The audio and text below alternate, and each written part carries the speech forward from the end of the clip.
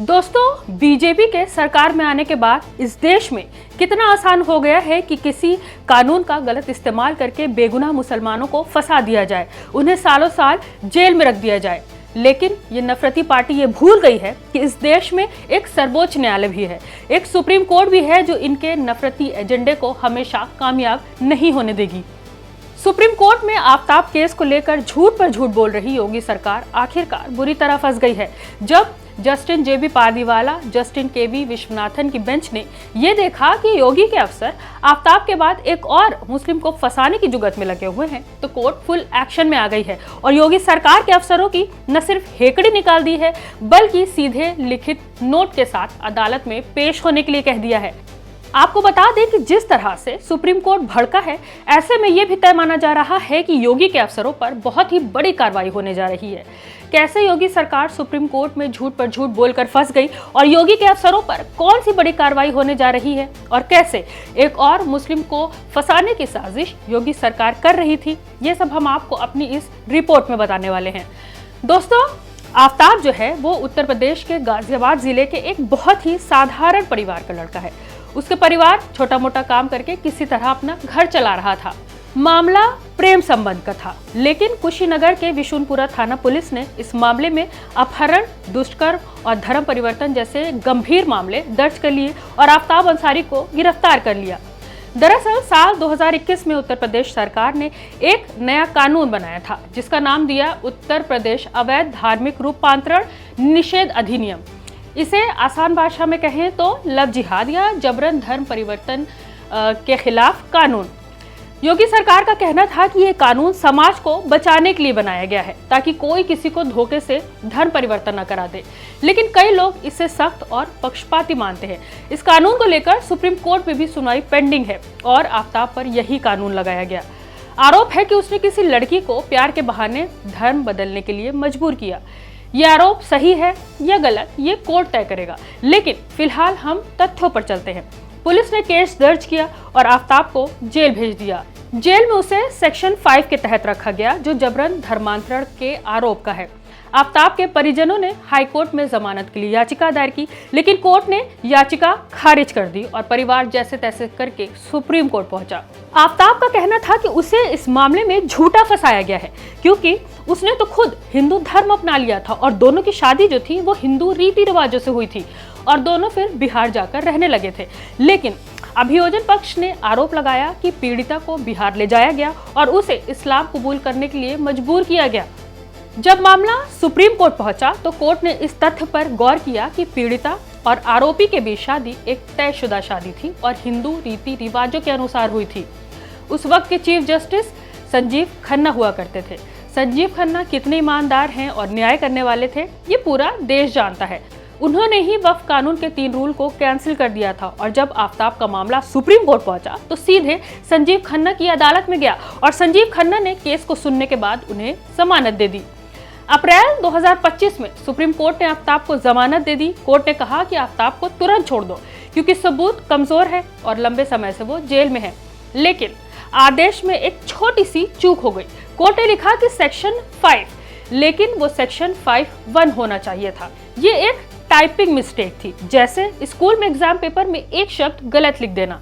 आदेश में अपराध की सारी डिटेल्स साफ थी, गाजियाबाद, केस नंबर, सब कुछ। लेकिन उत्तर प्रदेश के जेल अफसरों ने इसे पकड़ लिया। उन्होंने कहा कि सब सेक्शन 1 नहीं लिखा तो हम रिहा नहीं कर सकते और नतीजा आफ्ताब को जेल में ही रखा गया।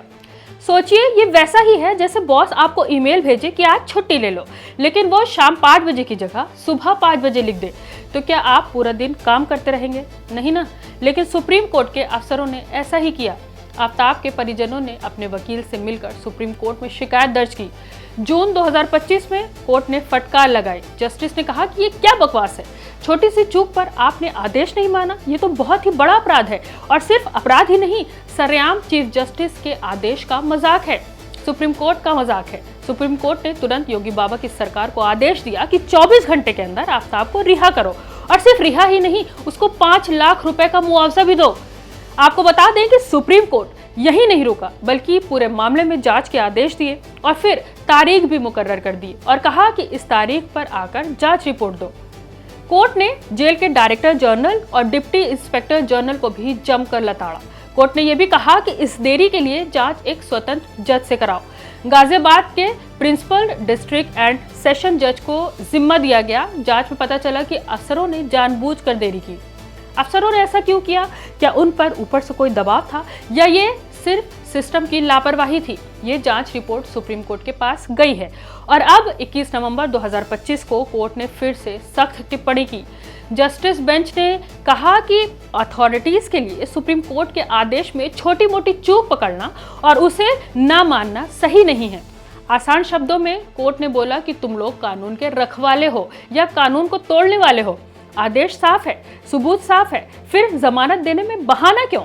आपको बता दें ये टिप्पणी जून वाली फटकार से भी ज्यादा सख्त थी।